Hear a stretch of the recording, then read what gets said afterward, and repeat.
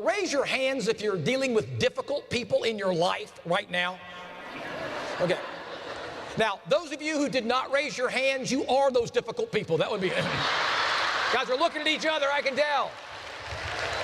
Now, some of the most difficult people we deal with on a regular basis, the most difficult, are know-it-all experts. How many of you are dealing with a know-it-all expert in your life right now?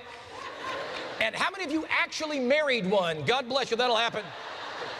And I learned a very valuable lesson, and that is, if you criticize others' ideas, they'll almost never use yours, no matter how good they are. And I was the boss. 27 years old and the boss. Oh, yeah. Young boss. Got any young bosses out here? Oh, yeah. I'm young and I'm the boss. And you are not the boss. Yes. Yep, and I got to work, and all of my employees were older than I was. Oh, yeah, young boss. And I got to work that first day, and I met my people. I called them my people. I said, people, I will lead you to the promised land of success. All your hopes and dreams and ideas, forget about all that. We're going to do things a special way. And that way is called my way. And if it's not my way, it's the... Was I effective? No. Now, I saw a memo between two employees that referred to me as punk boy manager. So it's kind of hard to wield authority in that situation, but I learned another very valuable lesson. And that is, if you make people feel important, you and what you have to offer will be important to them. Because in reality, people don't choose what's best. They choose what they're the most comfortable with, whether it's the best or not. What I want you to do right now, I want you to pick a partner next to you. And if you don't have a partner, that means that you're alone. Nothing I can do about that. Make a friend, I don't know. I want you to look deeply and passionately into your partner's eyes. And there's no touching, there's no touching. No touch, over there, no touching.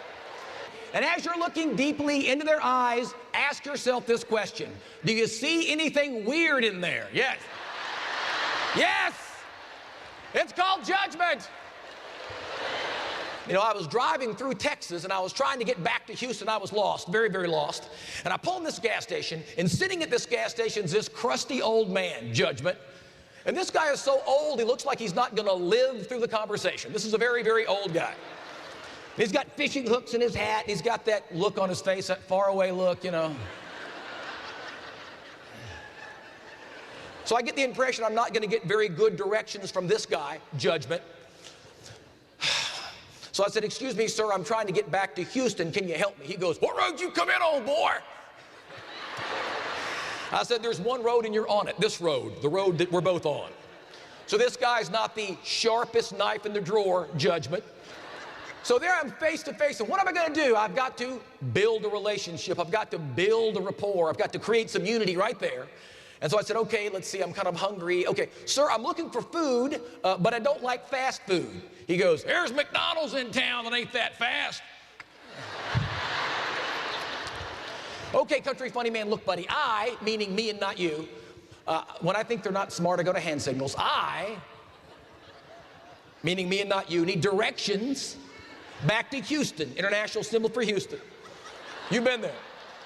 Can you help me get back to Houston? He goes, son, pay attention to me when I'm talking to you. I said, okay. He goes, what you want to do is go down the road a piece. I said, a piece of what? What does that mean, a piece? He goes, you know, son, some miles. I said, 1 mile, 1,000,000 miles? Work with me, gas station man, would you please? He said, listen. I said, okay. He goes, what you want to do is go down the road a piece. There's going to be like a highway, and then there's going to be a hump on that highway. Get up on top of that hump. When you're on top of that hump, look out your window. You'll see like a small dirt road and a pond and a trailer park. Don't go in there. Stay on that main road. And what you want to do is take a left where the old Mitchell place used to be. Okay, gas station funny man, let's go over this one more time. You're telling me to take a left at a landmark that I've never heard of that no longer exists. And then I got to tell you, I snapped. It happens to us when we're trying to build relationships, we snap. I snap. You've snapped. I think you've snapped recently. That's what I'm thinking. That's what I'm thinking. But I lost it. I just lost it. And I used the D word. I said, sir, are you just dumb? He said, you know something, son, I ain't the smartest man around these parts, but then again, boy, I ain't lost neither.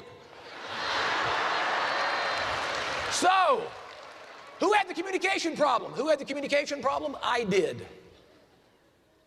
Big lesson in life. Everybody knows something you don't.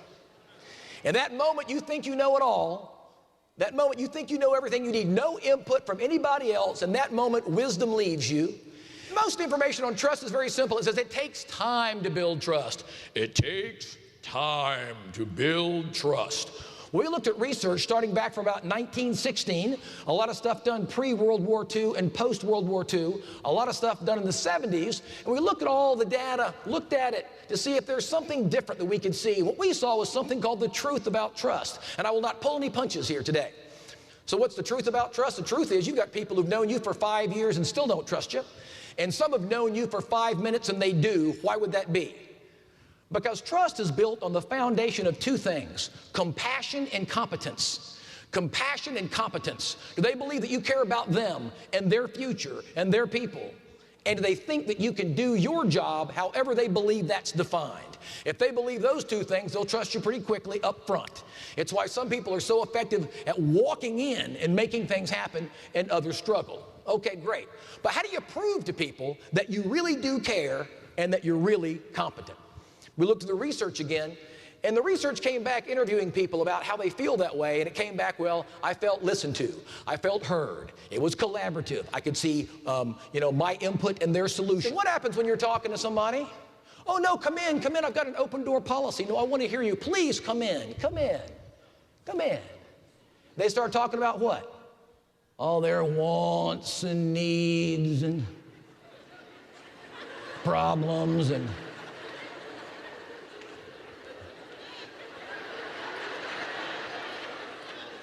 Please tell me more. It's hard. But the other issue is about voice tone. Sometimes it's the tone of our voice that gets us in trouble. My dad is 75 years old, and everybody hangs up on my dad when they call. Bring, hello. Honey, they hung up. My dad's a walking, breathing, telemarketing, disrupting machine. They never call back. Never. So it's an issue, right? And what happens, we see sometimes we have a different tone of voice for different people. So we have Dr. Simmons here, who is my colleague. And you, sir, are my subordinate. And give me your first name again. I'm supposed to know that. Andy Birdfell. Andy. Russ, right? Russ, Andy. Russ, listen, let's talk, Russ. Absolutely. We had a good time last week. Got some problems going on. We can talk about that stuff. Good to see you. Right? Andy. Andy, my friend. Andy, how are you, Andy? Working hard, are we, Andy? It's a real thing. And what happens is that people read into that, and that impacts how they feel. There are some people who are not effective leaders just because of the tone of their voice.